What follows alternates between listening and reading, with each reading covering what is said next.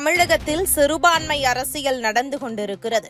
ஆனால் ஒருநாள் இந்துக்கள் விழித்தே தீருவார்கள் என அழுத்தம் திருத்தமாக இந்து ஆன்மீகவாதிகளும் அரசியல் தலைவர்களும் நம்பிக்கை வைத்திருந்தனர்.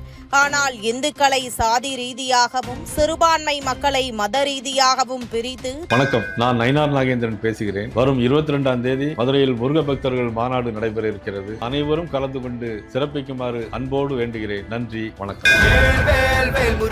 தமிழகத்தில் திமுக ஆட்சிக்கு வருகிறது. இந்த சூழலில்தான் யாரும் எதிர்பாராத வண்ணம் கடந்த சில மாதம் முன்னர் மதுரையில் உள்ள திருப்பரங்குன்றம் மலையை காப்பாற்ற மக்கள் களம் இறங்கினர். ஆளும் தமிழக அரசு பல்வேறு தடைகளை விதித்தது.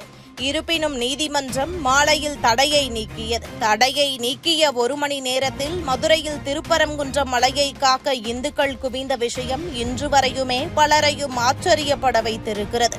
பலரும் நடந்தே ஆர்ப்பாட்டம் நடக்கும் இடத்திற்கு வந்தனர்.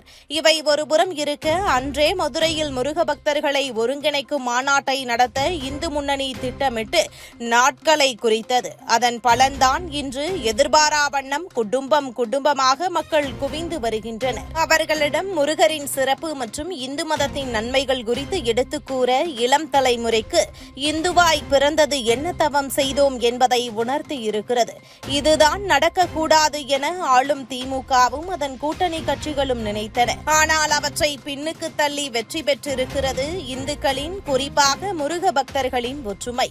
இந்துக்கள் ஒன்றிணையும் நேரம் தமிழகத்தில் ஆட்சி மாற்றம் நடக்கும் என்பது உறுதியான ஒன்று என கூறப்படும் நிலையில் அனைத்து சுப நிகழ்வுகளுக்கும் தொடக்கமாக அமையும் மதுரை இந்த விஷயத்திலும் வெற்றியை கொடுக்கும் என அடித்து கூறுகின்றனர் விவரம் அறிந்தவர்கள். இதுபோன்ற முக்கிய நிகழ்வுகள், அரசியல் தகவல்களை ஆழமாக மாறுபட்ட கோணத்திலும் அறிந்து கொள்ள மறக்காமல் உங்கள் TNS24 டிஜிட்டல் பக்கத்தை பின்பற்றிக் கொள்ளவும். உங்கள் ஒவ்வொரு ஆதரவும் இதுபோன்ற பல நிகழ்வுகளின் பின்னணியை அறிய உதவும்.